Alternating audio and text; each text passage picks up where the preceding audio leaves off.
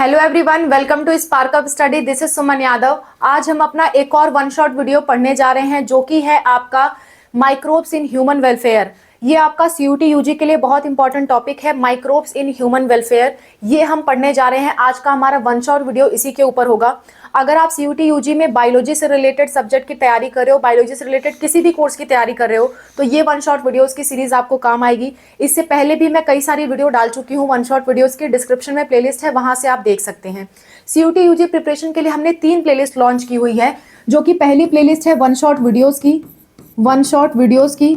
दूसरी प्लेलिस्ट है आपकी पीवाईक्यूज की, 10 पार्ट्स ऑफ पीवाईक्यूज मैं सॉल्व करा चुकी हूँ। तो तीसरी प्लेलिस्ट है आपकी इंपॉर्टेंट टॉपिक्स की, इंपॉर्टेंट टॉपिक्स। ये तीनों ही प्लेलिस्ट आप देख सकते हो और अपनी प्रिपरेशन द बेस्ट बना सकते हो फॉर बायोलॉजी। इसी तरह से फिजिक्स केमिस्ट्री की भी आपको प्रिपरेशन करनी है या जनरल टेस्ट या इंग्लिश की प्रिपरेशन करनी है तो कमेंट में लिखिए, मैं आपकी प्रिपरेशन कराने को तैयार हूँ। चलिए देर ना करते हुए स्टार्ट करते हैं अपना microbes in human welfare chapter, जो कि आपका 12th क्लास का चैप्टर है। और ये सारे चैप्टर्स टोटल 13 चैप्टर हैं, 13 हमें तैयार करने हैं। चलिए स्टार्ट करते हैं। आज हम स्टार्ट कर रहे हैं माइक्रोब्स इन ह्यूमन वेलफेयर। बहुत छोटा सा चैप्टर है, बहुत जल्दी फिनिश करेंगे। इधर हम लोग थोड़ा सा मतलब छोटे छोटे चैप्टर्स कवर कर लें, ताकि मेरा और आपका, हम दोनों का मोटिवेशन बढ़ जाए कि हमने ज़्यादा चैप्टर्स कवर कर लिए। फिर कुछ ही चैप्टर बचेंगे, उनको लास्ट में हम डिटेल में अच्छे से कवर कर लेंगे। हो सकता है मैं बीच में कोई भी चैप्टर्स लाऊं, आपको तो वन शॉट वीडियो मिल रही है तो सीक्वेंस कोई ज़्यादा मैटर नहीं करता, पढ़ना आपको सब कुछ है, ठीक है। मैं आपको के लिए वीडियो लाती रहती हूँ as per my motivation and as per your motivation. चलो, क्लास 12 बायोलॉजी का है और ये चैप्टर का नाम है माइक्रोब्स इन ह्यूमन वेलफेयर, ठीक है। बाय सुमन यादव उस बच्चे ने लिख दिया। ये स्टूडेंट द्वारा पीपीटी बनाया गया है, ये मैंने नहीं बनाया, तो हो सकता है एक आध स्पेलिंग मिस्टेक हो, पर मैं आपको साथ में सही करते चलूँगी, ठीक है। एक और बात, थैंक यू हेमराज स्टूडेंट, उसने रात में जग करके ये पीपीटी बनाया एंड विद इन 1 आवर उसने पीपीटी बना करके तैयार भी कर दी। 1 आवर से कम ही समय लिया और पीपीटी बना के तैयार कर दी आप लोग के लिए, और मैं पढ़ा रही हूँ। चलो, कल सुबह तक ये वीडियो पढ़ भी जाएगी। चलो, माइक्रोब्स इन ह्यूमन वेलफेयर। पहली बात तो ये आती है कि माइक्रोब्स क्या हैं। अभी मैंने आपको क्लासिफिकेशन बहुत जल्दी पढ़ाया है, बायोलॉजिकल क्लासिफिकेशन। उसमें मैंने बताया कुछ ऐसे ऑर्गेनिज्म हैं जो यूनिसेलुलर है, मतलब कि एक कोशिका के हैं, एक सेल के बने हुए हैं। जैसे आपका हो गया मोनेरा, 5 किंगडम बताए ना मैंने, Monera, Protista, fungi, Plantae, Animalia, 5 kingdom बताएं, याद रखना है, उसे भूलना नहीं है, ठीक है। बायोलॉजिकल क्लासिफिकेशन मैंने पढ़ाया था, 5 किंगडम मैंने बताए हैं। उसमें से जो मोनेरा है वो यूनिसेलुलर है, जो प्रोटिस्टा है वो यूनिसेलुलर है, और एक फंजाई है जिसका नाम है ईस्ट, वो यूनिसेलुलर है। जो भी ऐसे ऑर्गेनिज्म हैं जो कि बहुत छोटे हैं, आपको अपनी नज़रों से दिखाई नहीं देते, उन्हें हम कहते हैं माइक्रोब्स। उन्हें हम क्या कहते हैं? माइक्रोब्स कहते हैं।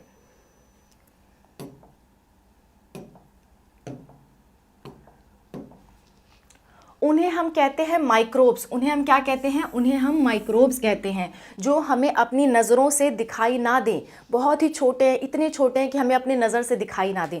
उन्हें हम क्या कहते हैं? माइक्रोब्स। माइक्रोब्स आपके बहुत कुछ हो सकते हैं। वायरस तो सबसे छोटे होते हैं। अगर दुनिया में सबसे कुछ छोटा है तो वो वायरस है, मतलब जीवों में बात हो रही है। हालांकि वो जीव नहीं है, लेकिन कहीं कहीं वो लिविंग बीइंग की तरह काम करता है। जब ह्यूमन की बॉडी में या किसी भी ऑर्गेनिज्म की बॉडी में होता है तो वो लिविंग बीइंग की तरह काम करता है। सबसे छोटा कुछ है तो वो है वायरस। तो वायरस भी क्या हुआ? आपका माइक्रोब हुआ, ठीक है। वायरस भी क्या हुआ? वायरस भी आपका माइक्रोब हुआ। इसके अलावा और क्या? इसके अलावा बैक्टीरिया भी आपके माइक्रोब्स हुए, बैक्टीरिया, ठीक है, बैक्टीरिया। फंजाई भी आपके माइक्रोब्स हो गए। Just a minute.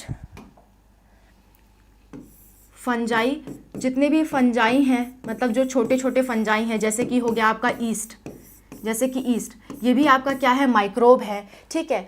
कुछ यूनिसेलुलर प्रोटिस्टा की हमने बात की थी, प्रोटिस्टा किंगडम। कुछ प्रोटिस्ट जो है, प्रोटिस्टा किंगडम के मेंबर्स को हम प्रोटिस्ट बोल देते हैं। जैसे भारतीयों को इंडियन बोल दिया जाता है, वैसे प्रोटिस्टा फैमिली के मेंबर्स को हम लोग क्या कह देते हैं? प्रोटिस्टस में बहुत कुछ आते हैं। तो ये लोग क्या है? माइक्रोब्स, यानी कि हम अपनी आंखों से इन्हें देख नहीं सकते, ये बहुत छोटे हैं, हम अपनी आंखों से इन्हें देख ही नहीं पाते, तो उन्हें कहते हैं माइक्रोब्स। अब माइक्रोब्स आप जानते हो कि बैक्टीरिया से बच के रहना, वायरस से बच के रहना बीमारी कर देते हैं, ठीक है, बेचारे बीमारी तो करते हैं, पर उनमें से कुछ ऐसे भी हैं जो हमारे लिए फ़ायदेमंद हैं। तो ये चैप्टर उन्हीं लोगों के हित में है। अरे माइक्रोब्स की हमेशा बुराई करते आए हैं, आज बड़ाई करेंगे कि माइक्रोब्स ने हमारे लिए ये कर दिया, हमारे लिए वो कर दिया। माइक्रोब्स आपको डिजीज़ तो करते हैं, आप कहते हो कि बैक्टीरिया हाथ में लग जाएगा, खाने से पहले हाथ धो लो, अपना साफ़ सफाई कर लो। बैक्टीरिया और जितने भी आपके माइक्रोब्स होते हैं वो आपके बुरे नज़रों से देखे जाते हैं, लेकिन आज हम ऐसे माइक्रोब्स के बारे में बात करेंगे जिन्हें हम अच्छे नज़र से देखेंगे और हमारे लिए वो बेनिफिशियल हैं, हमारे लिए वो फ़ायदेमंद हैं। ऐसे माइक्रोब्स के बारे में हम बात करेंगे। तो वही चैप्टर का नाम है माइक्रोब्स इन ह्यूमन वेलफेयर, यानी कि ह्यूमन के हित में जो माइक्रोब्स काम करेंगे, आज उनके बारे में हम पढ़ने वाले हैं।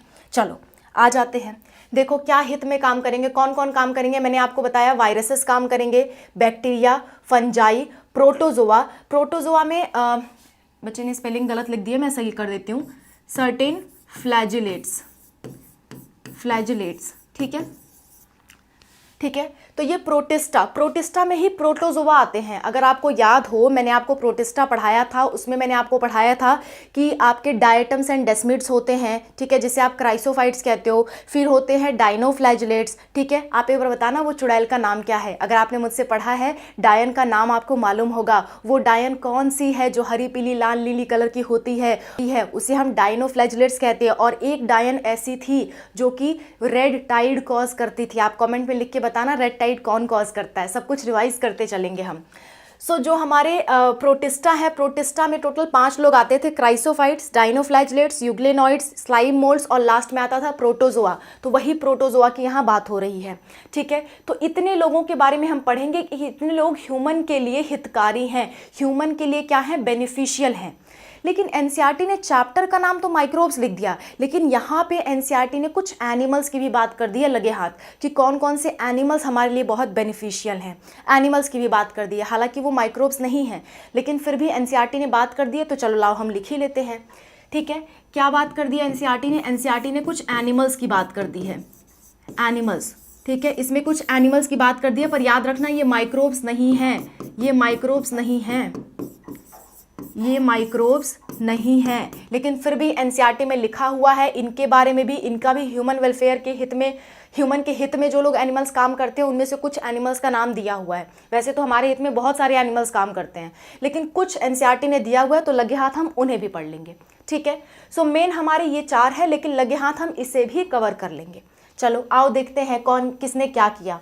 सबसे पहले उठाते हैं हम बैक्टीरिया को, ठीक है। सबसे पहले हम किसे उठाएंगे? सबसे पहले हम बात करेंगे बैक्टीरिया की, क्योंकि बैक्टीरिया के बड़े बदनाम है, बैक्टीरिया और वायरस बड़े बदनाम है कि ये तो बीमारी ही करते हैं। तो लाओ चलो बैक्टीरिया को उठाते हैं पहले, कि बैक्टीरिया कैसे हमें फ़ायदा कर रहा है। देखो इन बैक्टीरिया का आपको नाम याद रखना होगा, बैक्टीरिया का नाम बहुत अच्छे से ध्यान से याद रखना। स्ट्रेप्टोकोकस एक बैक्टीरिया का नाम है। कोकस शब्द ही बता रहा है कि ये कैसे होंगे, गोल गोल होंगे, ठीक है। ये कैसे होंगे, गोल गोल होंगे। तो स्ट्रेप्टोकोकस जो है वो एक तरह का एंजाइम बनाता है जिसे कहते हैं स्ट्रेप्टोकाइनेज, ये एस है, स्ट्रेप्टोकाइनेज। ये एक तरह का एंजाइम बनाता है जिसे हम कहते हैं स्ट्रेप्टोकाइनेज। ये एंजाइम क्लॉट बस्टर की तरह काम आता है। जैसे मान लो कि कोई हार्ट का पेशेंट है और उसे खून का थक्का जम गया, खून का क्लॉट, ब्लड क्लॉट जिसे आप कहते हो, खून जम गया, तो उसके हार्ट में या उसकी नसों में जाके फंसेगा।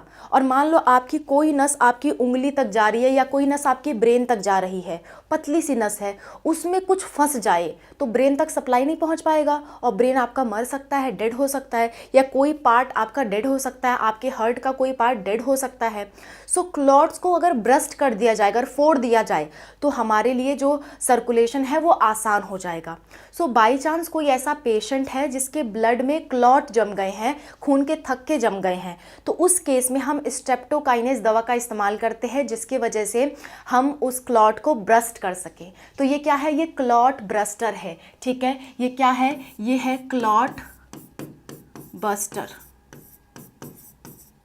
क्लॉट को फोड़ देता है, ऐसे बिखेर देता है। ऐसे मान लो खून का थक्का जमा हुआ है, इसको मारेगा, ऐसे बिखेर देगा, ठीक है। सो ये क्या है, क्लॉट बस्टर है। तो बैक्टीरिया ने क्या किया, कौन से बैक्टीरिया ने, streptococcus bacteria, C for coccus है, कोकस है, गोल गोल है, गोल गोल है, तो क्लॉट गोला जो था उसको इसने बस्ट कर दिया। ठीक है। सो ध्यान रखना, स्टेप्टोकोकस क्या है, कोकस नाम से पता चल रहा है ये बैक्टीरिया ही हो सकता है और गोल गोल बैक्टीरिया हो सकता है।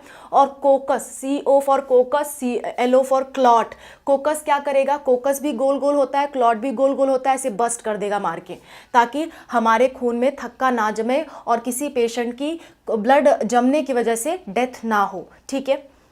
अच्छा, मेनली ये थक्का किस पेशेंट में जमता है, ऐसे पेशेंट में जमता है जिनको एक तरह की बीमारी है, बीमारी का नाम है मायोकार्डियल इन्फेक्शन। बीमारी का नाम क्या है, बीमारी का नाम है मायोकार्डियल इन्फेक्शन। मायोकार्डियल इन्फेक्शन नाम की एक बीमारी होती है जिसमें क्या होता है, हार्ट में, जो आपका दिल है, हार्ट में क्या होता है, ब्लड क्लॉट जम जाते हैं, जिसकी वजह से हार्ट अपना सही से काम नहीं कर पाता। सोचो ना, पतले पतले से पाइप है, उसमें जाके कुछ जम गया, कुछ अटक गया, तो हार्ट अपना सही से काम नहीं कर पाता और इस केस में बहुत इमरजेंसी हो जाती है, पेशेंट के मरने जीने की संभावना आ जाती है। तो उस केस में उस क्लॉट को बस्ट करने के लिए हम यूज़ करते हैं स्टेप्टोकोकस, जो कि बनाता है स्टेप्टोकाइनेज। वो स्टेप्टोकाइनेज हम यूज़ करेंगे पेशेंट में ताकि वो क्लॉट बस्ट हो जाए। ठीक है, याद हो गया ये चीज़। सो मायोकार्डियल इन्फेक्शन, कार्डियल, जब भी कार्डियक वर्ड आएगा इसका मतलब होता है दिल। ठीक है, दिल से रिलेटेड एक बीमारी है मायोकार्डियल इन्फेक्शन, जिसमें हम स्टेप्टोकोकस को यूज़ करते हैं, कोकस गोल गोल यूज़ करते हैं क्लॉट को बस्ट करने में। ठीक है, बात समझ में आ गई। अब देखो, नेक्स्ट है आपका क्लोस्ट्राइडियम ब्यूटाइरिकम। क्लोस्ट्राइडियम ब्यूटाइरिकम ये एक तरह का बैक्टीरिया है। सॉरी, मुझे इसे एक लाइन में नहीं करना चाहिए था, मुझे इसे एक लाइन में नहीं लिखना चाहिए था।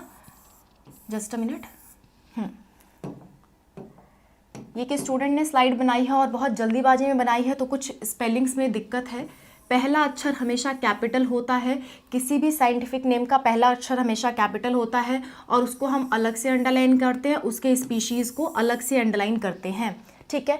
सो क्लोस्ट्राइडियम ब्यूटाइरिकम एक तरह का बैक्टीरिया है जो कि एक एसिड बनाता है जिसे हम कहते हैं ब्यूटाइरिक एसिड। इसके एसिड, ये एक एसिड बनाता है जिसे हम कहते हैं ब्यूटाइरिक एसिड। ब्यूटाइरिक एसिड, ये एक तरह का एसिड बनाता है जिसे हम कहते हैं ब्यूटाइरिक एसिड। ठीक है, नाम से ही पता चला है ब्यूटाइरिकम है तो ब्यूटाइरिक एसिड बनाएगा। लिकम है, ठीक है, LI, ब्यूटाइलिकम है तो ये क्या बनाता है, ये बनाता है ब्यूटाइरिक एसिड। ठीक है, ये दो हमने पढ़ लिए।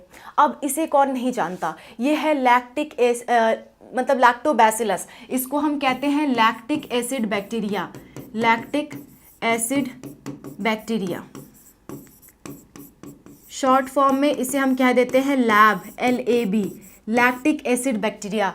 जो LAB है, लैक्टिक एसिड बैक्टीरिया है, वो क्या है, वो आपका एक ग्रुप ऑफ बैक्टीरिया है जिसमें का एक एग्जाम्पल है लैक्टोबैसिलस। बैसिलस शब्द का क्या मतलब होता है, रॉड जैसे, रॉड शेप। बैसिलस का मतलब क्या होता है, रॉड शेप, ऐसे ऐसे कुछ होंगे, रॉड शेप होंगे ये। ठीक है, ये भी क्या है, बैक्टीरिया है आपके।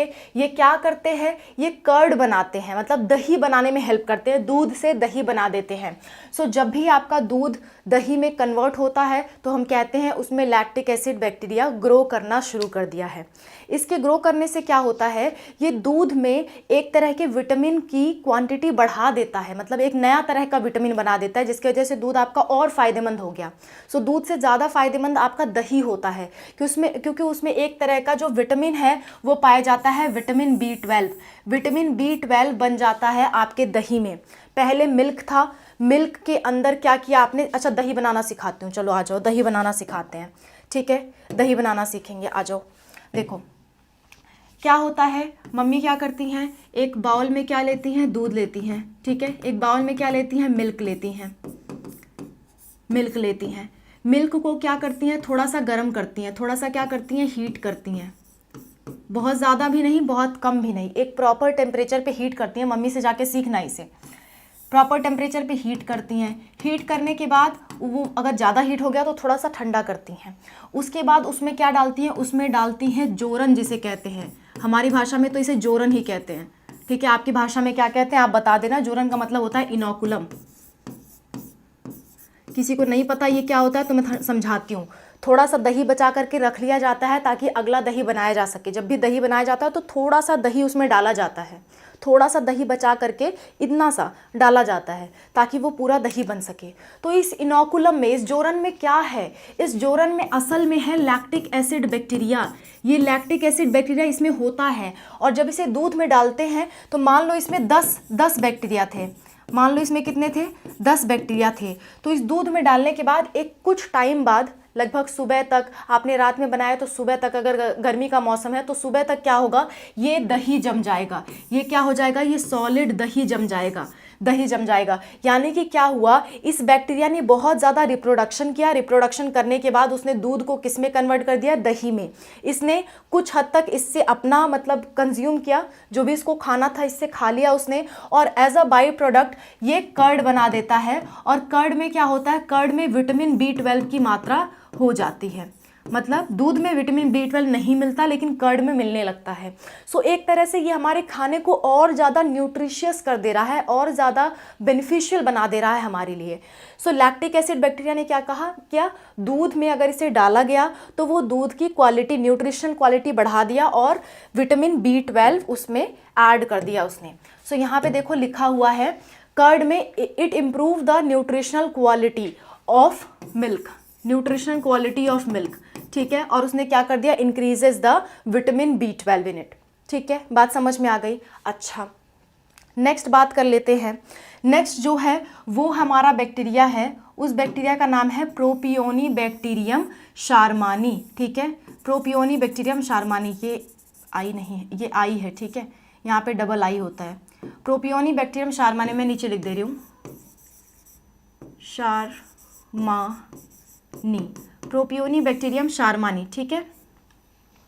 प्रोपियोनी बैक्टीरियम शारमानी एक तरह का बैक्टीरिया है जो कि स्विस चीज़ बनाता है। चीज़ होता है एक तरह का, आप पिज़्ज़ा वगैरह में चीज़ खाते हो ना, टॉम एंड जेरी आप जब देखते थे तो उसमें चीज़ वो लेके घूमता रहता है जेरी, तो वो चीज़ क्या है, वो अलग अलग टाइप के चीज़ होते हैं। जो आप पिज़्ज़ा में चीज़ खाते हो वो अलग होता है, जो आप बर्गर में स्लाइस वाला चीज़ खाते हो वो अलग होता है, जो टॉम एंड जेरी में आप चीज़ देखते हो वो अलग होता है। सो अलग अलग तरह की चीज़ होती है। ऐसे ही एक चीज़ होता है आपका स्विस चीज़। स्विस चीज़ को बनाने के लिए एक बैक्टीरिया की ज़रूरत पड़ती है जिसका नाम है प्रोपियोनी बैक्टीरियम शारमानी, ठीक है। अच्छा, एक और बैक्टीरिया है आपका एसिटोबैक्टर एसिटाई। ये क्या बनाता है, ये बनाता है एसिटिक एसिड। ये एसिटिक एसिड का निर्माण करता है, एसिटिक एसिड बनाने में हेल्प करता है। एक और बैक्टीरिया है, एक और तरह के बैक्टीरिया होते हैं जो क्या करते हैं, जो आपका करते हैं नाइट्रोजन फिक्सेशन। बैक्टीरिया का और भी काम होता है, क्या काम होता है, काम होता है नाइट्रोजन फिक्सेशन। ये सब आपको ध्यान रखना है, बहुत अच्छे से याद रखना है। देखो पहला तो मैंने याद करा दिया, कोकस क्लॉट बस्टर, और क्या बना रहा है, स्ट्रेप्टोकाइनेज बना रहा है। क्लॉस्ट्राइडम ब्यूटाइलिकम, नाम से ही पता चल रहा है ब्यूटाइरिक एसिड बना रहा है, ठीक है। लैक्टोबैसिलस, ये इसे कौन नहीं जानता कि ये दही बनाता है। दही में बस आपको इतना याद रखना है कि विटामिन B12 की मात्रा ज़्यादा होती है और दूध में ये मात्रा नहीं होती है, ना के बराबर होती है। नेक्स्ट है आपका प्रोपियोनी बैक्टीरियम शारमानी। ये क्या करता है, ये स्विस चीज़ बनाता है, ठीक है। शारमानी से याद कर सकते हो, स्विस चीज़ ये बनाता है। शारमानी क्या बनाती है, स्विस चीज़ बनाती है, ठीक है। एसिटोबैक्टर एसिटाई, ये एक तरह का बैक्टीरिया है जो कि क्या बनाता है, एसिटिक एसिड बनाने के काम आता है, ठीक है। आगे बढ़ते हैं। अब हम नाइट्रोजन फिक्सेशन की बात कर लेते हैं कि कौन नाइट्रोजन फिक्सेशन करता है, ठीक है। कौन क्या करता है, नाइट्रोजन फिक्सेशन करता है। देखो कुछ बैक्टीरिया ऐसे हैं जो नाइट्रोजन फिक्सेशन का काम करते हैं। अब आप कहो कि मैम नाइट्रोजन फिक्सेशन आखिर है क्या, हमें बताओ तो सही। बताती हूँ। देखो कुछ बैक्टीरिया हैं जो क्या करते हैं, नाइट्रोजन फिक्सेशन का काम करते हैं। आप सब लोग बायोलॉजी के स्टूडेंट हो और नीट का, एम्स का, नर्सिंग का, ये सब का एग्ज़ाम देने वाले हो, तो आपको केमिस्ट्री भी पढ़ते होगे आप, तो आप जानते होगे कि जो नाइट्रोजन है उसमें 3 बॉन्ड, ट्रिपल बॉन्ड होते हैं, और जितने ज़्यादा बॉन्ड उसे तोड़ना उतना ही मुश्किल होता है। और प्लांट्स ऐसे ऑर्गेनिज्म है जिसे नाइट्रोजन की बहुत ज़्यादा ज़रूरत होती है। प्लांट्स को नाइट्रोजन की बहुत ज़्यादा ज़रूरत होती है। प्लांट्स को कुछ भी करना है नाइट्रोजन चाहिए भाई, क्योंकि नाइट्रोजन ही प्रोटीन बनाने में हेल्प करता है। नाइट्रोजन तो चाहिए क्योंकि पूरी बॉडी प्रोटीन की बनी हुई है, बॉडी में बहुत ज़्यादा मात्रा में प्रोटीन पाया जाता है। सो अगर प्रोटीन नहीं, बॉडी का स्ट्रक्चर ही डैमेज हो जाएगा। आपके बाल किसके बने हैं? प्रोटीन के। आपके नाखून किसके बने हैं? प्रोटीन के। हर चीज़ जो भी सेल्स है, सेल्स का जो भी मेजर स्ट्रक्चर है किसका बना हुआ है? प्रोटीन का बना हुआ है। ऐसे ही प्लांट में भी है, ठीक है। सो प्लांट को नाइट्रोजन की बहुत ज़्यादा ज़रूरत है, क्या करने के लिए? प्रोटीन बनाने के लिए। लेकिन जो हवा में नाइट्रोजन होती है वो तो इस रूप में मिलती है, N2 के फॉर्म में, तो प्लांट उसे तोड़ नहीं पाता। प्लांट ये वाला बॉन्ड जो है ना वो तोड़ नहीं पाता। प्लांट ये वाला बॉन्ड तोड़ नहीं पाता, बहुत मुश्किल हो जाता है उसके लिए तोड़ना। तो बैक्टीरिया कहते हैं लाओ हम तुम्हारा काम कर देते हैं और बदले में तुम हमें कुछ दे देना, ठीक है। क्या कहते हैं बैक्टीरिया? बैक्टीरिया कहते हैं लाओ हम तुम्हारा काम कर दें, बदले में कुछ तुम हमें दे देना। या फिर कुछ लोग बड़े दिल वाले होते हैं, वो कहते हैं चलो हमने काम कर दिया, तुम भी क्या याद रखोगे, ठीक है। सो कुछ बैक्टीरिया ऐसे होते हैं जो, ये नाइट्रोजन फिक्सेशन किसके लिए हो रहा है? किसके लिए? प्लांट्स के लिए हो रहा है, फॉर प्लांट्स। ये प्लांट्स के लिए होता है, और जो चीज़ पौधों के लिए हो रही है वो अल्टीमेटली हमारे लिए हो रही है, क्योंकि पेड़ पौधे जो खाना बनाएंगे, पेड़ पौधों को काट के फिर हम खाएंगे, तो वो जो खाना बना रहे हैं वो हमारे अंदर ही आ रहा है, वो जो भी चीज़ ले रहे हैं वो हमारे अंदर ही आ रहा है। सो होता तो डायरेक्टली प्लांट के लिए है, लेकिन अगर इनडायरेक्ट वे में देखा जाए तो सारे लिविंग ऑर्गेनिजम्स के लिए हो रहा है ये, ठीक है। सो बेसिकली बात करें तो नाइट्रोजन फिक्सेशन किसके लिए करना ज़रूरी है? प्लांट के लिए। लेकिन प्लांट तो बेचारा कर नहीं पाता, तो रोल में कौन आएंगे? बैक्टीरिया। बैक्टीरिया कहेंगे आओ आओ हमारे पास आओ, हम तुम्हारा काम करेंगे, बदले में तुम हमें कुछ दे देना। सो ये जो बदले में कुछ दे देने वाले लोग हैं ना, इन्हें हम कहते हैं सिम्बायोंट बैक्टीरिया। सिम्बायोंट बैक्टीरिया। ये कहते हैं तुम बदले में हमें कुछ दे देना, ये कहते हैं तुम बदले में हमें कुछ दे देना, तब हम तुम्हारा काम करेंगे। और कुछ होते हैं बड़े दिल वाले बैक्टीरिया, वो कहेंगे कि कोई ना, तुम भी क्या याद रखोगे, हम तुम्हारा काम कर देते हैं, कुछ नहीं लेंगे तुमसे। उन्हें हम कहते हैं फ्री, उन्हें हम कहते हैं, जस्ट अ मिनट, उन्हें हम कहते हैं, अरे यार, फ्री नाइट्रोजन फिक्सिंग बैक्टीरिया। मतलब फ्री में काम कर रहे हैं भाई। देखो इनके कितना बड़े दिल वाला कौन होगा जो फ्री में काम कर रहा है, ठीक है। इनके कितना बड़े दिल वाला कौन होगा जो फ्री में काम कर रहा है। थोड़ा सा इसे उधर कर लेते हैं, हमें इसकी ज़रूरत नहीं है अभी, ठीक है। तो सिम्बायोंट बैक्टीरिया क्या कहते हैं? ये प्लांट से बदले में कुछ ना कुछ लेंगे नाइट्रोजन फिक्सेशन करने का। और ऐसे बैक्टीरिया का नाम क्या है? ऐसे बैक्टीरिया का नाम है राइजोबियम। ऐसे बैक्टीरिया का नाम है राइजोबियम, जो प्लांट से कुछ ना कुछ लेता है, बदला लेता है, बदले में वो प्लांट से कुछ ना कुछ लेगा तब जाके नाइट्रोजन फिक्सेशन करेगा। और जो फ्री लिविंग बैक्टीरिया होते हैं ये कुछ नहीं लेते। इनका एग्जाम्पल है blue green algae. Blue green algae. Blue green algae का दूसरा नाम बताओ जल्दी से। एल्गी। ब्लू ग्रीन एल्गी का दूसरा नाम होता है साइनोबैक्टीरिया। मैंने बायोलॉजिकल क्लासिफिकेशन में अभी आपको पढ़ाया है। इसका एग्जाम्पल कौन है? इसका एग्जाम्पल है एना बेना नॉस्टॉक।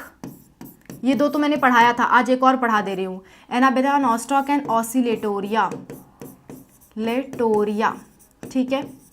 अच्छा, एक तो ब्लू ग्रीन एल्गी होते हैं, दूसरा एक और होते हैं जो फ्री लिविंग नाइट्रोजन फिक्सेशन करते हैं। वो आपके देखो, जब मैंने आपको बैक्टीरिया पढ़ाया था उसमें बताया था कि कुछ बैक्टीरिया आपके मतलब फोटोसिंथेटिक हैं, फोटोसिंथेसिस करते हैं। कुछ बैक्टीरिया आपके हेट्रोट्रॉफिक हैं, जो हेट्रोट्रॉफिज्म में बिलीव करते हैं। ऑटोट्रॉफिक वाले कौन है? साइनोबैक्टीरिया। हेट्रोट्रॉफिक वाले बहुत सारे होते हैं, जिनमें से हेट्रोट्रॉफिक का मैं यहाँ नाम लिख रही हूँ, हेट्रोट्रॉफिक बैक्टीरिया। हेट्रोट्रॉफिक मतलब कुछ ऐसे भी बैक्टीरिया होते हैं जो हेट्रोट्रॉफिक हैं और फ्री में प्लांट के लिए काम कर रहे हैं। उनका नाम है एजोटोबैक्टर और दूसरे का नाम है आपका एजोस्पाइरिलम। एजोटोबैक्टर एंड एजोस्पाइरलम, ये है तो हेट्रोट्रॉफिक लेकिन फ्री में नाइट्रोजन फिक्सेशन कर रहे हैं, किसके लिए? प्लांट के लिए, ठीक है। और ब्लू ग्रीन एल्गी में एनाबेना, नॉस्टॉक, ऑसिलेटोरिया, ये दो नाम तो आपको पहले से याद थे, ये एक और याद करना है, ऑसिलेटोरिया। ये भी क्या कर रहे हैं? फ्री में प्लांट के लिए नाइट्रोजन फिक्सेशन करके दे रहे हैं। यानी कि नाइट्रोजन फिक्सेशन का मतलब हो गया जो नाइट्रोजन और नाइट्रोजन के बीच में ये ट्रिपल बॉन्ड है ना, इसे ये तोड़ देते हैं और इसे कन्वर्ट कर देते हैं या तो अमोनिया के रूप में, अमोनिया, या फिर इन्हें बना देते हैं नाइट्रेट,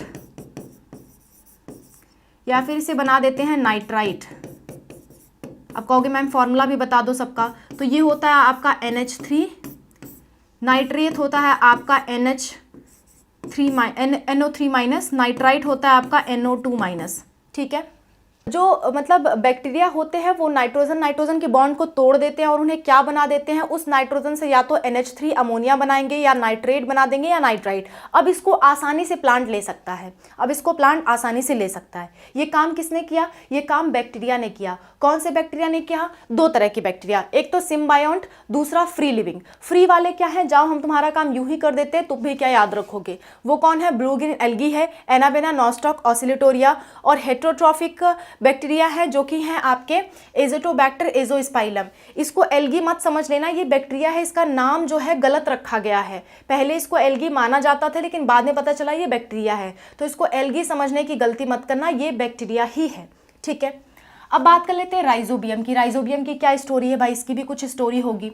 तो सिम्बायोंट यानी कि ये क्या होगा? ये प्लांट से किसी ना किसी तरह से अपना मतलब निकालेगा कि मैं तुम्हारा काम कर रहा हूं तो मुझे भी तुम्हारी तरफ से कुछ काम चाहिए। ये क्या करता है? देखो ध्यान से, ये क्या करता है? कुछ पौधे होते हैं जिसे हम कहते हैं लेग्यूमिनस प्लांट। ये लेग्यूमिनस प्लांट की जड़ें हैं। ये क्या है? लेग्यूमिनस प्लांट की जड़ें हैं, लेग्यूमिनस प्लांट। लेग्यूमिनस का मतलब होता है ऐसे पौधे जो आपके दलहन हो, दाल बनाते हो, जैसे कि मटर की दाल बनती है, ठीक है। अरहर की दाल बनती है। तो जो दाल वाले प्लांट होते हैं उसे हम लेग्यूमिनस प्लांट कहते हैं, ठीक है। जो भी आपके दाल वाले पौधे होते हैं उनकी फैमिली को हम लेग्यूम फैमिली कहते हैं और उनके प्लांट्स को हम लेग्यूमिनस प्लांट कहते हैं, मतलब कि दाल वाले पौधे जो भी आपके दाल देते हैं, अरहर हो गया, चना हो गया, आपका मटर हो गया, ये सब क्या है? ये आपके लेग्यूमिनस प्लांट्स हैं। अच्छा, तो राइजोबियम क्या करता है? इनकी जड़ों से जाकर के चिपक जाता है। राइजोबियम क्या करता है? ये जो मैंने आपको ये गोला गोला बनाया है, ये कौन है? ये है राइजोबियम। ये इनकी जड़ों से जाके चिपक जाता है। ये कहता है चलो मैं नाइट्रोजन फिक्स कर देता हूँ, तुम बदले में मुझे खाना दे देना, तो ऐसा किसने किया? ऐसा किया राइजोबियम ने। राइजोबियम इनसे खाना लेता है और बदले में इन्हें नाइट्रोजन फिक्स करके देता है, ठीक है। बात क्लियर है इतनी? तो ये हो गया बैक्टीरिया किस तरह से हमारे लिए फ़ायदेमंद है। कहोगे मैम ये तो प्लांट के लिए फ़ायदेमंद था। बच्चों मैंने बताया ना कि जो चीज़ प्लांट के लिए फ़ायदेमंद है वो अंततः अल्टीमेटली हमारे लिए भी फ़ायदेमंद है। क्लियर है इतनी बात? सो ये बात हो गई बैक्टीरिया की कि बैक्टीरिया किस किस तरह से हमारे लिए फ़ायदेमंद था। एक बार रिवाइज कर लेते हैं। पहला हमारे पास क्या था? मैं आपको दिखा देती हूँ। पहला हमारे पास क्या था? पहला हमारे पास था कि हमारे दिल के लिए काम आ रहा था। स्ट्रेप्टोकोकस स्ट्रेप्टोकाइनेज बना रहा था जो कि क्लॉट ब्रस्ट कर रहा था, हमारे दिल की बीमारी से हमें बचा रहा था, ठीक है। ब्लड क्लॉट होने से बचा नहीं रहा था, मतलब ब्लड क्लॉट को बस्ट कर दे रहा था। फिर था क्लोस्ट्राइडियम ब्यूटाइलिकम, ये ब्यूटाइरिक एसिड बनाता है, कई जगह काम आता है हमको ये। लैक्टिक एसिड बैक्टीरिया कर्ड बनाता है जिसकी वजह से जो हमारा मिल्क है उसमें विटामिन B12 की क्वालिटी बढ़ जाती है और वो कर्ड बन जाता है। प्रोपियोनी बैक्टीरियम शारमानी स्विस चीज़ बनाने के काम आता है जिसे हम खाते हैं। एसिटोबैक्टर एसिटाई एसिटिक एसिड बनाने के काम आता है जिसे अगेन हम कंज्यूम करते हैं। इसी से हमारा विनेगर बनता है। सिरका जानते हो ना, गांव घर में सिरका वगैरह इस्तेमाल किया जाता है अचार में डालने के लिए, विनेगर जानते होगे। सो एसिटिक एसिड से ही विनेगर बनता है। जो सिरका होता है वो एसिटिक एसिड से बनता है और ये कौन बना रहा है? एसिटोबैक्टर एसिटाई बना रहा है। अगला काम इसका क्या है, नाइट्रोजन फिक्सेशन, जो कि बहुत इंपॉर्टेंट काम है। ये सब तो हल्के फुल्के काम है, लेकिन नाइट्रोजन फिक्सेशन सबसे ज़्यादा इंपॉर्टेंट काम है, क्योंकि ये नहीं होते तो हमारे अंदर प्रोटीन नहीं बन पाती। प्लांट के अंदर नहीं बन पाती तो हमारे अंदर भी प्रोटीन नहीं बन पाती। हम प्लांट्स को ही तो खाते हैं, फिर कहते हैं हमें प्रोटीन मिल रहा है। आप कहोगे हमें तो चिकन से प्रोटीन मिलता है, तो चिकन ने क्या खाया था, कि चिकन ने प्लांट ही खाया था, उसको प्लांट से प्रोटीन मिला था, फिर आपको उससे प्रोटीन मिला है। सो अल्टीमेटली प्लांट से हमें प्रोटीन मिल रहा है, और प्लांट को प्रोटीन बनाने में कौन हेल्प कर रहा है, वो हेल्प कर रहा है बैक्टीरिया। कैसे हेल्प कर रहा है, नाइट्रोजन प्रोवाइड करके। क्लियर है इतनी बात, आगे बढ़ जाते हैं। अब बात करते हैं हम फंजाई की, कि फंजाई हमारे लिए किस तरह से फ़ायदेमंद है। फंजाई भी हमारे लिए फ़ायदेमंद है। देखो, बीमारी तो सब कॉज करते हैं, लेकिन आज हम फ़ायदे की बात कर रहे हैं। फंजाई हमारे लिए किस तरह फ़ायदेमंद है। देखो, फंजाई में सबसे पहला नाम आता है ईस्ट का। ईस्ट क्या है, यूनिसेलुलर है। देखो, बड़ी मतलब अजीब बात है कि जो भी यूनिसेलुलर एनिमल्स थे, जो भी यूनिसेलुलर लोग थे, उनको यूनिसेलुलर यूकैरियोट्स थे, उनको किंगडम प्रोटिस्टा में रखा गया। लेकिन ये एक ऐसा यूनिसेलुलर यूकैरियोट है जिसको किंगडम फंजाई में रखा गया। पता नहीं क्यों उन्होंने रखा, पर रखा है तो मैं आपको बता दे रही हूँ, ठीक है। वही लोग जाने क्यों रखा। सो ईस्ट क्या है, एक तरह का यूनिसेलुलर यूकैरियोट है, फिर भी इसको फंजाई में रखा गया, जबकि होना किस में चाहिए था, प्रोटिस्टा में, लेकिन फिर भी किस में रखा है, फंजाई में। अब वो जाने क्यों, हमें हमारे लिए वो एक्सेप्शन डाल जाते हैं जिसे हमें याद करना पड़ता है। सो हम लोग इसे याद कर रहे हैं, ठीक है। अच्छा, ये क्या करते हैं, ये आपका ब्रेड, इडली, डोसा, ये सब बनाने में काम आते हैं, ठीक है। ब्रेड जानते हो, ब्रेड का आटा ऐसे फूला सा रहता है, फ्लफ़ी रहता है, ऐसे दबाने लायक, और उसमें छोटे छोटे से छेद नज़र आएंगे आपको। छोटे छोटे से क्या नज़र आएंगे, छेद। मैं आपको इमेज लगा के दिखा रही हूँ।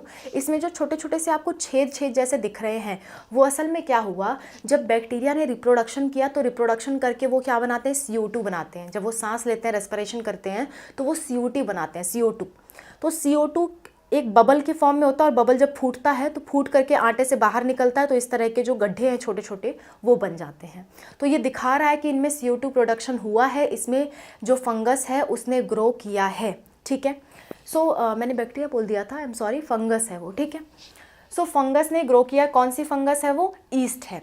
तो इडली, डोसा, ब्रेड, ये सब में कौन काम आता है, ईस्ट। और ये क्या करता है, ये CO2 प्रोड्यूस करता है, जिससे आपका आटा जो है, बैटर जो है, फ्लफ़ी हो जाता है, ऐसे गुदगुदा सा हो जाता है, जिसकी वजह से इडली और जो डोसा वगैरह ये सब बहुत सॉफ्ट बनते हैं। ब्रेड आपका बहुत सॉफ्ट बनता है, जिसे आप खाना पसंद करते हो। तो वो किसकी देन है, वो आपकी ईस्ट की देन है, ठीक है।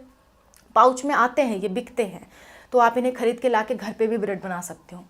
इसीलिए इन्हें, क्योंकि ब्रेड वगैरह बनाते हैं, तो ब्रेड जहाँ मिलता है उसे हम कहते हैं बेकरी।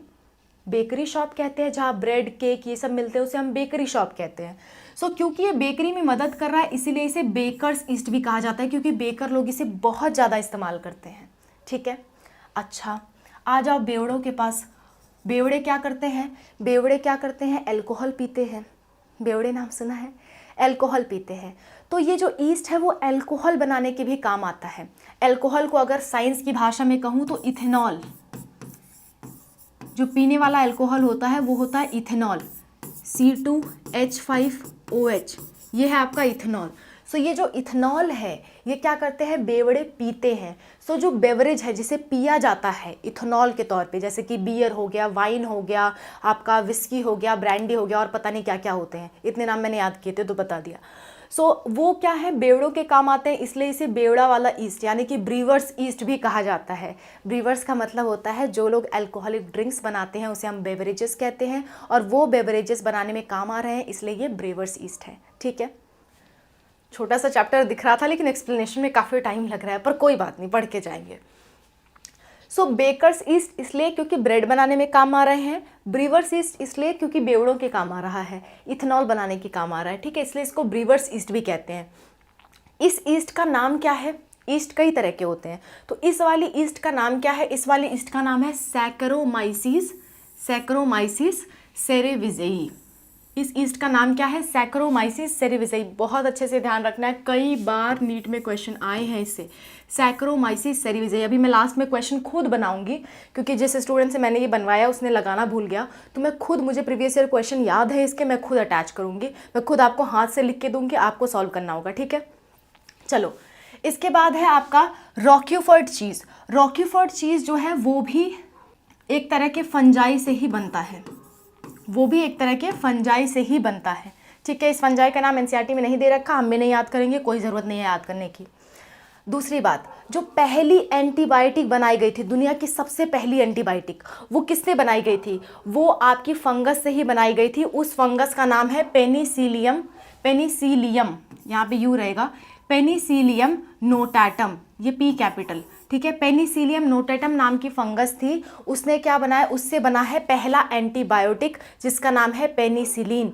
पेनिसिलिन जो कि पेनिसिलिन मैंने आँखों में लगाया है, अक्सर लोग आँखों में लगाते हैं उसको और दवा के तौर भी खाते हैं। तो पेनिसिलियम जो है वो पेनिसिलिन बनाने के काम आता है, जो कि पहला एंटीबायोटिक था और इसकी डिस्कवरी की थी अलेक्जेंडर फ्लेमिंग ने। और इसकी वजह से डिस्कवरी किसने की थी? Alexander Fleming. ये ढूंढ कुछ और रहे थे, ये काम किसी और चीज़ पे कर रहे थे, ये काम कर रहे थे स्टेफाइलोकोकस, ये काम कर रहे थे स्टेफाइलोकोकस पे। और अचानक से इन्हें मिल गया कौन? इन्हें मिल गया पेनिसिलियम, पेनिसिलियम नोटाटम मिल गया। और उन्होंने देखा कि अरे ये तो एंटीबायोटिक बना रहा है, क्या बना रहा है? पेनिसिलिन बना रहा है। लेकिन इसका सही इस्तेमाल ये नहीं बता पाए कि इसका सही इस्तेमाल क्या होता है। इसका जो एक्चुअल इस्तेमाल है, इसकी पूरी तरह से जो ऊर्जा है, उसे ह्यूमन के हित में लेकर के कौन आए? वो लेकर के आए अर्नेस्ट चेन एंड होवार्ड फ्लोरे, जिसकी वजह से इन तीनों को मिला करके नोबेल प्राइज़ दे दिया गया। इन तीनों को, यानी कि अलेक्जेंडर फ्लेमिंग को और अर्नेस्ट चेन को और होवर्ड फ्लोरे को, इन तीनों को क्या दिया गया? इन तीनों को नोबेल प्राइज़ दे दिया गया, क्योंकि एंटीबायोटिक एक बहुत बड़ी चीज़ है। पहले बीमारी जो होती थी उससे लोग मर जाते थे, उसका कोई इलाज नहीं था। लेकिन आज बैक्टीरिया की बीमारी होती है, आप दवा खा लेते हो, सो जाते हो, कल को सही हो जाता है। सो एंटीबायोटिक की खोज बहुत ज़रूरी थी। पहली खोज किसने की? अलेक्जेंडर फ्लेमिंग ने। और उसका सही काम किसने बताया? अर्नेस्ट चेन ने और होवर्ड फ्लोरे ने। सो चेन एंड फ्लोरे आप याद रखोगे, काफ़ी है, ठीक है। सो ये कुछ हाल रहा। अब मेरा आपसे एक सवाल क्या है कि पेनिसिलिन जो है, जो पेनिसिलियम नोटाटम है, वो फंजाई का कौन सा क्लास में आता है? मैंने आपको बायोलॉजिकल क्लासिफिकेशन में पढ़ाया था, ये कौन सी फंजाई है, ज़रा बताना मुझे। और ये किस तरह से रिप्रोडक्शन करती है? याद है मैंने सिर पे बताया था, ऐसे ऐसे कुछ स्ट्रक्चर होते हैं, उन स्ट्रक्चर का नाम मुझे बताना और आप ये बताना मुझे कि ये कौन सी फंजाई है, कौन से क्लास में बिलोंग करती है। एस्कोमाइसिटीज़ है, बेसिडियोमाइसिटीज़ है, ड्यूटेरोमाइसिटीज़ है, फाइकोमाइसिटीज़ है, क्या है ये आपके लिए क्वेश्चन है, कमेंट पे मेंशन करना, ठीक है। चलो, और नहीं पता है तो जाके सेकेंड लेक्चर मेरा देखो, जो कि बायोलॉजिकल क्लासिफिकेशन का है, बहुत इंपॉर्टेंट है, बहुत क्वेश्चंस आते हैं उससे। इतनी बात समझ में आ गई, चलो आगे बढ़ते हैं। फंजाई का अगला काम देखो, एक और फंजाई है जिसका नाम है एस्परगिलस नाइगर। एस्परगिलस नाइगर एक और फंजाई है जो कि सिट्रिक एसिड बनाने के काम आते हैं। ये एसिड भी हमारे बड़ा काम आता है खट्टापना देने में। कोई भी आर्टिफिशियल हम मतलब खाना खा रहे हैं उसमें खट्टापन देना है तो ये एस्परगिलस नाइगर उसमें काम आता है। ये भी कौन से, जो भी मैं पढ़ा रही हूँ ना, एक बार दिमाग में सोचना कि कौन से क्लास की फंजाई है ये, इससे आपको याद हो जाएगा।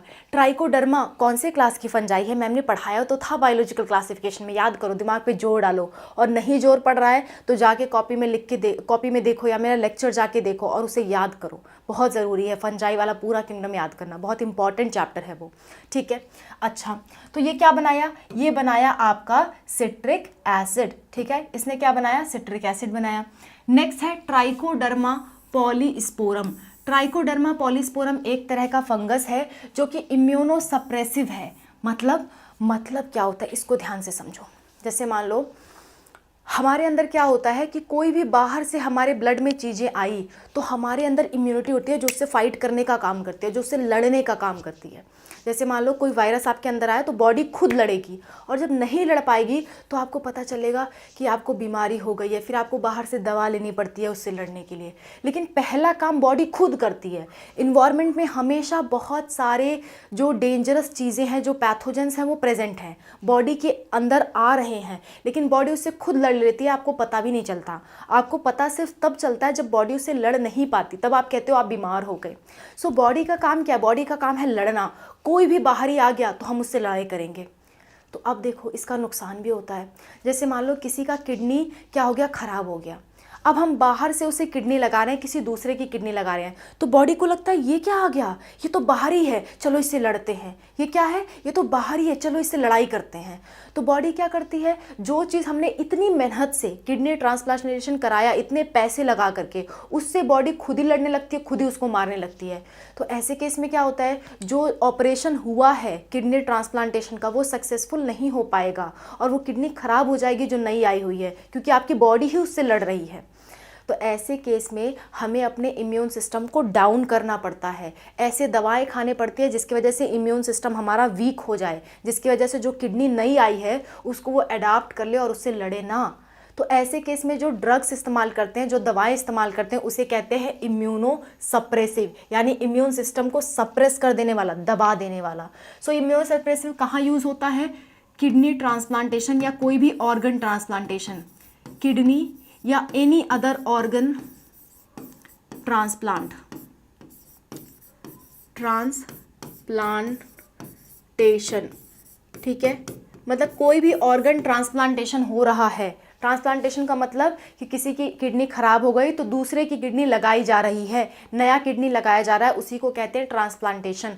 सो कोई नया ऑर्गन किसी को लगाया जा रहा है तो बॉडी उससे लड़ने लगती है, तो बॉडी लड़े ना, उसकी लड़ाई कमज़ोर पड़ जाए, तो इसीलिए हम क्या देते हैं, इम्यूनोसप्रेसिव ड्रग्स देते हैं, इम्यूनोसप्रेसिव मेडिसिन देते हैं। और इन मेडिसिन को कौन बना रहा है, वो बना रहा है आपका ट्राइकोडर्मा पॉलीस्पुरम, जो कि एक तरह का फंगस है। सो जितने भी तरह के ऑपरेशन हो रहे हैं जहाँ पे आपका ट्रांसप्लांटेशन हो रहा है, वहाँ पे इसकी बहुत ज़रूरत पड़ती है, ठीक है। अब आप कहोगे मैम इसने ऐसा क्या बनाया जिसकी वजह से, कौन सी दवा बनाई इसने जिसकी वजह से इम्यूनोसप्रेसिव हो गया। तो इसने जो दवा बनाई उस दवा का नाम भी थोड़ा याद रखना, उस दवा का नाम है साइक्लोस्पोरिन ए। उस दवा का नाम क्या है, साइक्लोस्पोरिन ए। यहाँ मैं बड़ा बड़ा लिख देती हूँ, साइक्लोस्पोरिन ए। इस नाम की उसने दवा बनाई, किसने, ट्राइकोडर्मा पॉलीस्पोरम ने, जिसकी वजह से हमने अपने इम्यून सिस्टम को सप्रेस कर दिया ताकि जो ऑर्गन ट्रांसप्लांट है वो सक्सेसफुल हो सके। अगला है हमारा मोनास्कस परपुरेयस। मोनास्कस परपुरेयस ये भी एक तरह का क्या है, ये भी एक तरह का फंजाई है, ये भी एक तरह का ईस्ट है, ये एक दूसरे तरह का ईस्ट है, ये भी एक तरह का क्या है, ईस्ट है। और ईस्ट क्या होती है, फंजाई ही होती है। ये क्या बनाते हैं, ये स्टैटिन्स बनाते हैं, ये ब्लड के कोलेस्ट्रॉल को कम कर देते हैं। ब्लड कोलेस्ट्रॉल जब ज़्यादा होता है ना तो बीपी लोगों का बढ़ जाता है।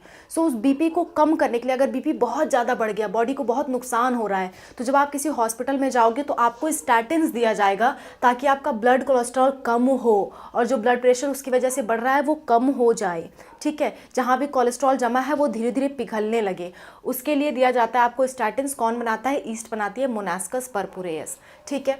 चलो अब फंजाई की भी बात पूरी होती है, हमने फंजाई के भी काम देख लिए कि कहाँ कहाँ ये काम आती है, ठीक है। एस्परगिलस नाइगर सिट्रिक एसिड बना रहा है, ठीक है। ट्राइकोडर्मा पॉलीस्पोरम जो है साइक्लोस्पोरिन ए बना रहा है, जो कि आपका किडनी ऑर्गन ट्रांसप्लांट में हेल्प कर रहा है। मोनास्कस परपुरेयस स्टैटिन्स बना रहा है, जो कि ब्लड कोलेस्ट्रॉल को कम करने के काम आ रहा है, ठीक है।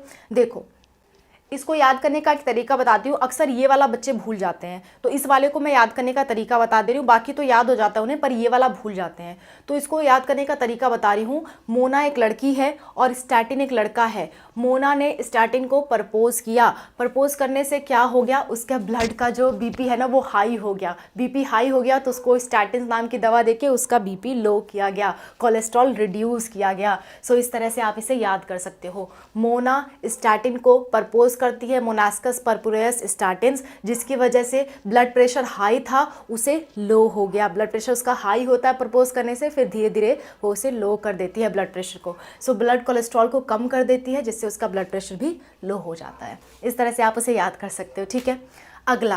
अगली बात आती है, अगली एक और बात आती है, मैं आपको समझाती हूँ, ध्यान से समझो। एक स्लाइड यूज़ करते हैं, इसको मैं साफ़ कर देती हूँ, ठीक है।